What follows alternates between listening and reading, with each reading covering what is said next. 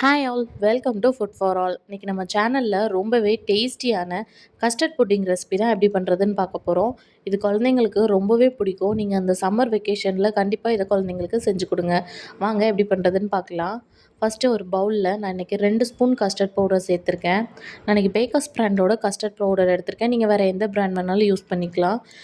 இப்போ கஸ்டர்ட் பவுடரில் நல்லா தண்ணி ஊற்றி அதை கட்டி இல்லாமல் கரைச்சி எடுத்துக்கலாம்.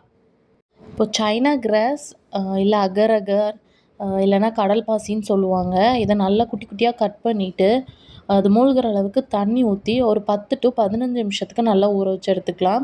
இப்போ அது நல்லா ஊறிடுச்சு 15 நிமிஷத்துக்கு. அதை ஒரு பாத்திரத்தில் மாற்றிட்டு நல்லா கரையிற அளவுக்கு நல்லா மிக்ஸ் பண்ணிக்கலாம். இது கொஞ்சமாக கரைஞ்சி வந்ததுக்கப்புறமா இதில் ஒரு 1/2 கப் சர்க்கரை சேர்த்துட்டு சர்க்கரை கரையிற வரைக்கும் நல்லா மிக்ஸ் பண்ணிக்கலாம். இப்போ சர்க்கரை நல்லா கரைஞ்சி வந்துருச்சு. இப்போ நம்ம கஸ்டர்ட் ரெடி பண்ணிடலாம். இப்போது 1/2 லிட்டர் பால் எடுத்திருக்கேன். அதில் நான் 2 ஸ்பூன் கஸ்டர்ட் பவுடர் கரைச்சி வச்சுருந்ததை ஆட் பண்ணி கைவிடாமல் கிண்டிக்கிட்டே இருக்கணும். இல்லாட்டி கஸ்டர்ட் வந்துட்டு உடனே கெட்டியாக ஆரம்பிச்சிரும். இல்லைன்னா கீழே வந்துட்டு அடி பிடிச்சி கருக ஆரம்பிச்சிரும். அதனால் கைவிடாமல் நல்லா கெட்டியாகிற வரைக்கும் கிண்டிக்கிட்டே இருக்கணும்.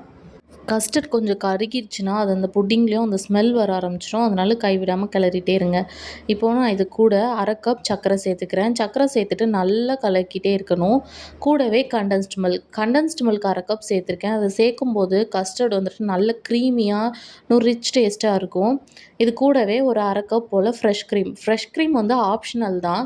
ஃப்ரெஷ் க்ரீம் சேர்க்காட்டியும் இது நல்லா க்ரீமியாக நல்லா தான் இருக்கும். ஃப்ரெஷ் க்ரீம் சேர்த்தா இன்னும் ரிச் டேஸ்ட்டாக இருக்கும். இப்போ நம்ம ஆல்ரெடி கலந்து வச்சுருக்க அந்த கடல் பாசி கூட நம்ம கலந்துட்டு இருந்த கஸ்டர்டையும் ஆட் பண்ணி நல்லா மிக்ஸ் பண்ணிக்கலாம். இது ஜஸ்ட் ஒரு 5 மினிட்ஸ் மிக்ஸ் பண்ணால் போதும். கடல் பாசி கஸ்டர்ட் கூட நல்லா கலந்துரும். இப்போ நீங்கள் எந்த பவுலில் அதை வந்துட்டு செட் பண்ண வைக்க போகிறீங்களோ அதில் வந்துட்டு மாற்றி ஒரு ஜல்லடை வச்சு சலிச்சு ஆட் பண்ணிவிட்டு ஃப்ரிட்ஜில் ஒரு 2 hours மட்டும் வச்சு செட் பண்ணி எடுத்திங்கன்னா சூப்பரான கஸ்டர்ட் புட்டிங் ரெடி ஆயிரும். இது குழந்தைங்களுக்கு நல்லா சில்லாக சர்வ் பண்ணுங்கள். செம்ம டேஸ்ட்டாக ஐஸ்கிரீம் மாதிரியே இருக்கும். எப்படி இருக்குன்னு செஞ்சு பார்த்துட்டு மறக்காமல் கமெண்ட்ஸில் சொல்லுங்கள். நம்ம சேனலை மறக்காமல் சப்ஸ்கிரைப் பண்ணிக்கோங்க. இன்னொரு வீடியோவில் பார்க்கலாம். அது வரைக்கும் பாய்.